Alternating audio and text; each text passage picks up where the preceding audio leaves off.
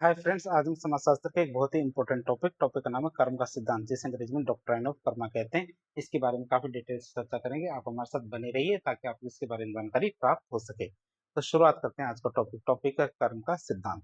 तो भारतीय दर्शन और सामाजिक व्यवस्था में कर्म का सिद्धांत मतलब डॉक्ट्राइन ऑफ कर्मा अत्यंत ही बहुत महत्वपूर्ण है। और यह केवल एक धार्मिक मान्यता नहीं है, ये केवल एक धार्मिक मान्यता नहीं है, बल्कि यह एक धुरी है जो क्या करती है, समाज में नैतिकता, नियंत्रण और व्यक्ति के जीवन चक्र को दिशा देने का काम करती है। कौन? कर्म का सिद्धांत।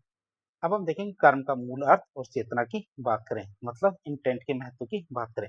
तो कर्म को अक्सर केवल काम या एक्शन समझ लिया जाता है, मतलब व्यक्ति कोई कार्य करता है उसे ही कर्म मान लिया जाता है। लेकिन दर्शन शास्त्र में इसका अर्थ बहुत ही गहरा और बहुत ही सूक्ष्म है। जैसे इसके शाब्दिक अर्थ की बात करें तो कर्म शब्द संस्कृत के कृ धातु से मिलकर बना है। कर्म शब्द क्या हमारे संस्कृत की कृ धातु से मिलकर बना है, जिसका अर्थ क्या होता है? करना या फिर बनाना। फिर चेतना की अनिवार्यता की बात करें तो हर शारीरिक गतिविधि कर्म नहीं होती है। आप इसे याद रखें, कोई भी व्यक्ति जो शारीरिक गतिविधि करता है उसे कर्म नहीं कहते। दर्शन शास्त्र के अनुसार देखें तो कर्म वही होता है जो सचेत रूप से और स्पष्ट इरादे के साथ किया जाए। कोई भी कर्म किसे कहेंगे? जो सचेत रूप से और स्पष्ट इरादे के साथ किया जाता है उसे ही कर्म कहेंगे। जैसे यदि कोई व्यक्ति नींद में चलते हुए कोई नुकसान कर दे तो उसे कर्म नहीं कहेंगे। कोई व्यक्ति नींद में चलते हुए यदि कोई नुकसान कर देता है तो उसे कर्म नहीं कहते। लेकिन होश पूर्वक और क्रोध में किया गया नुकसान कर्म कहलाएगा। होश पूर्वक और क्रोध में किया गया नुकसान क्या कहलाएगा? कर्म कहलाएगा। और इसे आधुनिक न्याय प्रणाली में क्या करते हैं? मेंस रिया यानी आपराधिक मनस्थिति कहा जाता है। तो आधुनिक न्याय प्रणाली में ये देखा जाता है कि जब अपराध हुआ था उस समय अपराधी की मनस्थिति या मनोस्थिति कैसी थी, ये बहुत ज्यादा इंपॉर्टेंट हो जाती है। तो रित की बात करें तो वैदिक काल में इसे ब्रह्मांडीय और नैतिक संतुलन का नियम कहा गया है। जब वैदिक काल में इसे ब्रह्मांडीय और नैतिक संतुलन का नियम कहा गया है। जिस तरह भौतिक विज्ञान में न्यूटन का तीसरा नियम मतलब हर क्रिया के समान और विपरीत प्रतिक्रिया होती है, ये लागू होता है, वैसे नैतिक विज्ञान में रित काम करता है। जैसे हमारे क्या नैतिक विज्ञान में काम कौन काम करता है? रित काम करता है। अब हम देखेंगे कर्म सिद्धांत की प्रमुख 7 मान्यताएं। कर्म सिद्धांत की कौन कौन सी 7 मान्यताएं उनकी बात करें तो कर्म सिद्धांत को गहराई से समझने के लिए 7 मूलभूत मान्यताएं उनको समझना जरूरी है। तो कौन कौन सी 7 मान्यताएं? पहली मान्यता आती है निश्चित परिणाम। प्रत्येक कार्य का एक निश्चित परिणाम होगा। लॉ ऑफ कॉशन मतलब बिना कारण के कोई कार्य नहीं होता। फिर बिना कारण के कोई कार्य नहीं होता और हर क्रिया का फल तय है। जो भी क्रिया की जाएगी उसका फल तय है। जैसे बबूल का बीज बोने पे बबूल ही उगेगा, आम नहीं उगेगा। हर कृत्य ब्रह्मांड में दर्ज होता है। हर किया हुआ काम क्या है? ब्रह्मांड में दर्ज होगा। फिर अविनाशता की बात करें तो ऊर्जा के संरक्षण नियम की तरह, जैसे ऊर्जा का संरक्षण नियम क्या कहता है कि हमारी ऊर्जा को नष्ट नहीं किया जा सकता, उसी तरह कर्म को भी कभी भी नष्ट नहीं किया जा सकता। एक बार किसी ने कर्म कर दिया तो उसका फल आना कंपलसरी है। अविनाशिता मतलब कर्म को नष्ट नहीं किया जा सकता। इसका प्रभाव हस्तांतरित हो सकता है लेकिन ऐसा नहीं है उसका परिणाम नष्ट नहीं होगा, मतलब कर्म को आप कभी भी नष्ट नहीं कर सकते। एक भ्रष्ट राजा के गलत निर्णय का दुष्परिणाम पूरी जनता को अकाल या फिर युद्ध के रूप में भी भुगतना पड़ सकता है। दूसरी मान्यता थी। तीसरी मान्यता आती है पुनर्जन्म की आवश्यकता, नीड ऑफ रीबर्थ। तो एक जीवन काल में सभी कर्मों का फल भोगने के लिए छोटा पड़ सकता है। व्यक्ति पता नहीं कितने कर्म कर ले, क्या व्यक्ति को पता नहीं कितने कर्म कर ले और उनका फल भोगने के लिए एक जीवन छोटा पड़ सकता है। इसलिए आपको व्यक्ति को पुनर्जन्म की आवश्यकता पड़ सकती है। तो पुराने कर्मों का हिसाब चुकता करने के लिए आत्मा को नया नया शरीर मतलब पुनर्जन्म लेना ही पड़ता है। फिर अगली मान्यता आती है हमारी कौन सी? आत्मा की अमरता, इमोर्टलिटी ऑफ सोल। तो शरीर केवल हार्डवेयर होता है, सॉफ्टवेयर कौन होता है? हमारी आत्मा होती है। आत्मा कभी नहीं मरती, ये कर्मों की पोटली को एक जन्म से दूसरे जन्म तक ढोती रहती है, लेके जाती रहती है। जब तक आपके सारे कर्मों का परिणाम या फल आप भोग नहीं लेते तब तक आपको मोक्ष नहीं मिलेगा। जीवन की स्थिति और निर्धारण की बात करें तो वर्तमान जीवन की असमानताएं ईश्वर का पश्चाताप नहीं है। आप इसे याद रखिए कि वर्तमान में जीवन में जो आपकी असमानताएं मिली हुई है, गरीबी है, बेरोजगारी है, या फिर आपके जीवन में कोई भी दिक्कतें आ रही है, ये ईश्वर का पक्षपात नहीं है कि आप ये कहेंगे कि ईश्वर ने आपके साथ पक्षपात या फिर अन्याय किया, बल्कि ये क्या संचित कर्मों का परिणाम है। पिछले जन्म में जो आपने कर्म किए थे वो है आप जो इस समय भोग रहे हो। तो किसी का अमीर घर में जन्म लेना या फिर किसी का झुग्गी में, ये पिछले जन्मों के कर्मों का गणित माना जाता है। अगली मान्यता आती है हमारी कौन सी? कर्म की सर्वोच्चता, सुप्रीमेसी ऑफ कर्मा की बात करें तो मनुष्य केवल भाग्य या परिस्थितियों का दास नहीं है। मनुष्य केवल भाग्य या परिस्थितियों का दास नहीं है, वह अपने वर्तमान कर्मों से भाग्य को बदल भी सकता है। जैसे डॉक्टर एपीजे अब्दुल कलाम थे, उनका जन्म एक साधारण परिवार में हुआ था जो उनका प्रारब्ध कर्म था, मतलब पिछले जन्म का परिणाम था।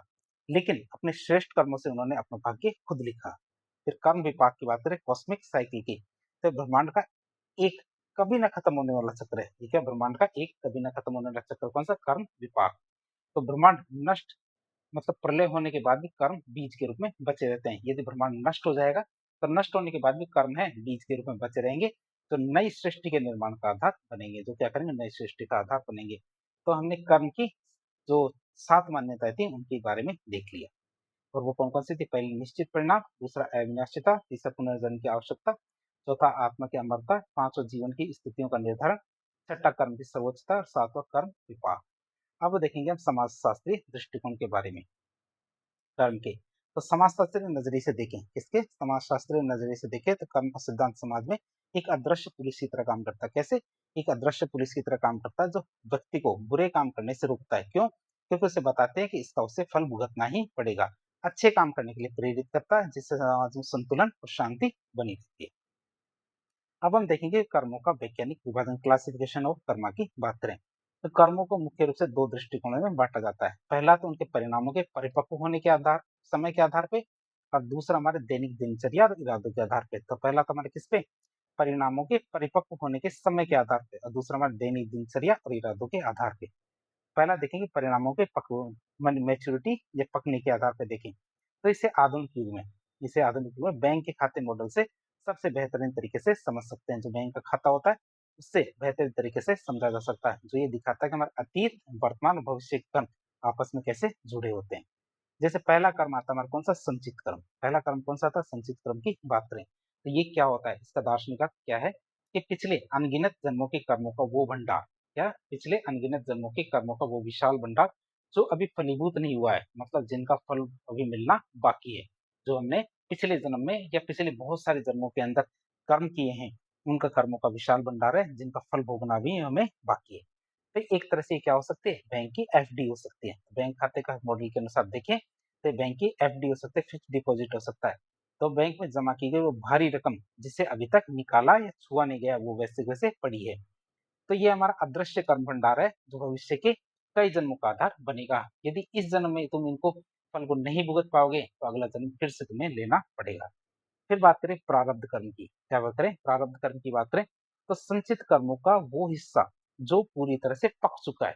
तो संचित कर्मों का वो हिस्सा जो पूरी तरह से पक चुका है और जिसे इस जन्म में भोगने के लिए हमें दे दिया गया है, तो वो हमारे क्या कौन से कर्म कहलाते हैं? प्रारब्ध कर्म। तो इससे विड्रॉन अमाउंट की बात करें तो बैंक से निकाली गई वो रकम जो विशेष रूप से इस महीने खर्च करने के लिए आपके हाथ में दी गई।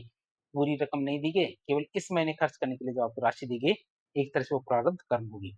हमारा वर्तमान शरीर, जन्म स्थान, परिवार, रंग रूप, ये सब हमारे क्या प्रारब्ध होते हैं। कि हमारा शरीर कैसा है, नाटा है, लंबा है, परिवार कैसा है, रंग रूप कैसा है, ये सब हमारे क्या प्रारब्ध कर्म है। और इसे बदला नहीं जा सकता, केवल इसे भोगा ही जाएगा। जैसे कोई बौना रह जाता है, कोई लंबा हो जाता है, कोई काला हो जाता है, तो बदसूरत हो जाता है, तो इसे भोगना ही पड़ता है, इसे बदल नहीं सकते। फिर क्रियमान या संचयमान कर्म की बात करें कि क्रियमान या संचयमान कर्म की बात करें तो वर्तमान जीवन में हमारे द्वारा सचेत रूप से किए जाने वाले बिल्कुल नए कर्म, ये हमारे क्या क्रियमान या संचयमान कर्म कहलाएंगे। उनसे वर्तमान जीवन में हमारे द्वारा सचेत रूप से जो कर्म किए जाते हैं वो नए नए कर्म क्या कहलाते हैं? क्रियमान या संचयमान कर्म कहलाएंगे। जैसे न्यू डिपॉजिट, तो वो नई कमाई जो हम अपनी रोज की मेहनत से कमा करके वो नई कमाई जो हम अपनी रोज की मेहनत से कमा करके वापस बैंक में जमा कर रहे हैं, वो हमारे क्या कहलाते हैं? हमारे संचयमान कर्म कहलाते हैं। जैसे जैसे हमारी आज की मेहनत, पढ़ाई, नौकरी और हमारा व्यवहार, यही हमारा क्रियमान कर्म कहलाता है, जो आगे जाकर हमारा भविष्य तय करेंगे। जो आगे जाके क्या करें? नया प्रारंभ या फिर हमारा भविष्य तय करेंगे। तो इस तरह हमने देखा 3 तरह के कर्म थे। कौन कौन से? एक तो हमारे पास संचित कर्म था, एक प्रारब्ध कर्म, और तीसरा हमारा क्रियमान या संचयमान कर्म। अब हम देखेंगे दैनिक कार्यों की प्रकृति के आधार पर। किस आधार पर? दैनिक कार्यों की प्रकृति के आधार पर कर्मों का प्रकार देखें तो मनुष्य सुबह उठने से लेकर रात में सोने तक जो भी शारीरिक और मानसिक कार्य करता है, दर्शन शास्त्रों ने 4 भागों में बांटा। पहले कर्म होते हैं हमारे कौन से? नित्य कर्म। कौन से? डेली ड्यूटी की बात करें, जिसका मतलब क्या है कि प्रतिदिन किए जाने वाले अनिवार्य काम जिनके बिना जीवन शुरू सुचारू रूप से नहीं चल सकता। तो दैनिक प्रतिदिन किए जाने वाले अनिवार्य काम जिनके बिना जीवन सुचारू रूप से नहीं चल सकता, जैसे रोज स्नान करना, भोजन करना, सोना, ये सब हमारे डेली ड्यूटीज या नित्य कर्म में आते हैं। फिर नैमित्तिक कर्म की बात करें, ओकेजनल ड्यूटी की, तो इसका मतलब क्या है? वे कार्य जो रोज नहीं किए जाते बल्कि किसी विशेष अवसर जैसे ऋतु में यह कारण या निमित्त से किए जाते हैं, कोई विशेष कारण हो इसी वजह से किए जाते हैं, उन्हें हम नैमित्तिक कार्य या ओकेशनल ड्यूटीज कहते हैं। उदाहरण के लिए देखें, जैसे दिवाली की पूजा करना, पितरों का श्राद्ध करना, कोई विशेष उपवास करना या फिर त्योहार मनाना इसके अंदर गिना जाता है।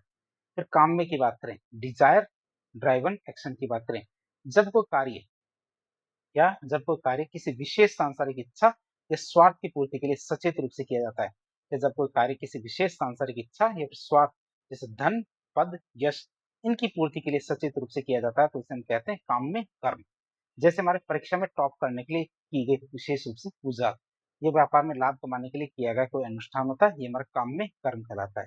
और निषिद्ध कर्म की बात करें, प्रोहिबिटेड एक्शन की, जिसका मतलब क्या होता है, वे कार्य जो समाज, कानून और नैतिकता पूरी तरह से वर्जित करता, बैन लगा रखा है, ये काम नहीं करना है, वह निषिद्ध या प्रोहिबिटेड एक्शन कहलाएंगे। जैसे चोरी करना, हत्या करना, भ्रष्टाचार या किसी को अकारण कष्ट देना। कर्म सिद्धांत के अनुसार देखिए तो यही वे कर्म होते हैं जो आत्मा का पर सबसे भारी बोझ डालते हैं, कौन से, निषिद्ध कर्म, और आत्मा का पतन करते हैं, कौन से, निषिद्ध कर्म या प्रोहिबिटेड एक्शन। अब बात है ना, कर्म दो प्रकार के होते हैं, कौन से, सकाम और निष्काम कर्म। या सकाम और निष्काम कर्म की बात करें, जो आधुनिक तनाव का समाधान करते हैं, इनकी बात करें तो भगवत गीता के दर्शन के अनुसार देखें तो इसकी भगवत गीता के दर्शन के आधार यह अवधारणा आज के समय की सबसे बड़ी मानसिक समस्या जैसे डिप्रेशन और तनाव, इनका सटीक समाधान प्रस्तुत करती है। और इसे हम दो भागों में बांट के समझ सकते हैं। जैसे दो कर्म होते हैं, एक सकाम कर्म होता है, एक निष्काम कर्म होता है। इन दोनों के अंदर अंतर देखते हैं। सबसे पहले इनका मतलब देखें तो सकाम कर्म किसे कहेंगे, तो कर्म के परिणामों मतलब फल से अत्यधिक आसक्ति रखना, मतलब मैंने फॉर्म लगाया है तो मेरा सिलेक्शन होना ही चाहिए, और उससे हम जोड़ लेते हैं चीजों के, जैसे सिलेक्शन होगा उसके बाद हम घर लेंगे, गाड़ी लेंगे, ऐशो आराम करेंगे। तो हमने क्या कर्म को क्या फल से जोड़ के देखा है, अटैचमेंट आता है इसमें। सकाम कर्म में, निष्काम कर्म में क्या होता है, कर्तव्य के लिए कर्तव्य की भावना आती है, मतलब बिना फल की चिंता के जो कर्म किए जाते हैं उसे निष्काम कर्म कहते हैं। जैसे मैंने फॉर्म लगाया है और मैं केवल तैयारी कर रहा हूँ और परीक्षा पास करने की कोशिश कर रहा हूँ, ये हमारे का निष्काम कर्म है। क्यों, क्योंकि इसमें पास होना या नहीं होना ये भविष्य की बात है, जो हमारे कर्म होंगे उस पर निर्भर करता है, लेकिन मैं पहले फल के बारे में नहीं सोचूंगा। ये हमारा कौन सा कर्म हुआ, निष्काम कर्म। फिर आधुनिक स्वरूप की बात करें तो आज की जो हसल कल्चर है, जल्दबाजी वाला कल्चर है, जल्दबाजी वाली संस्कृति है, जहाँ प्रत्येक व्यक्ति प्रमोशन, पद, पैसे, सोशल मीडिया, लाइक्स के लिए काम करता है, ये हमारे का सकाम कर्म है। मतलब पहले से परिणाम के बारे में बहुत कुछ सोच लिया जाता है। निष्काम कर्म में क्या होता है, लक्ष्यहीन होना नहीं होता। निष्काम कर्म क्या होता है, लक्ष्यहीन होना नहीं होता, बल्कि बिना किसी स्वार्थ के अपने काम पर 100% फोकस रखना, ये हमारे का निष्काम कर्म कहलाता है। जैसे उदाहरण के लिए देखें, यदि कोई डॉक्टर सिर्फ अवार्ड पाने के लिए या बदनामी से बचने के लिए ऑपरेशन करे, क्या, यदि कोई डॉक्टर सिर्फ अवार्ड पाने के लिए या बदनामी से बचने के लिए ऑपरेशन करे तो इसे सकाम कर्म कहेंगे। निष्काम कर्म की बात करें तो सर्जन का उदाहरण सबसे बेहतर है। एक सर्जन जब ऑपरेशन थिएटर में होता है तब उसका एकमात्र लक्ष्य बिना किसी डर या लालच के मरीज की जान बचाना होता है, तो ये हमारे का निष्काम कर्म होता है। बात करें मनोवैज्ञानिक परिणाम की तो सकाम कर्म में क्या होता है, परिणाम न मिले, जैसे कोई कर्म किया गया और जैसा उसने पहले सोच लिया था इसके बाद ये परिणाम मिलेगा, और वो परिणाम ना मिले या फिर नियंत्रण में न होने पर अवसाद मतलब डिप्रेशन और बर्नआउट का शिकार हो जाता व्यक्ति। जबकि हमारे क्या, निष्काम कर्म में बर्नआउट का शिकार नहीं होता, बल्कि मानसिक शांति, तनाव से मुक्ति और अंततः मोक्ष की प्राप्ति होती है।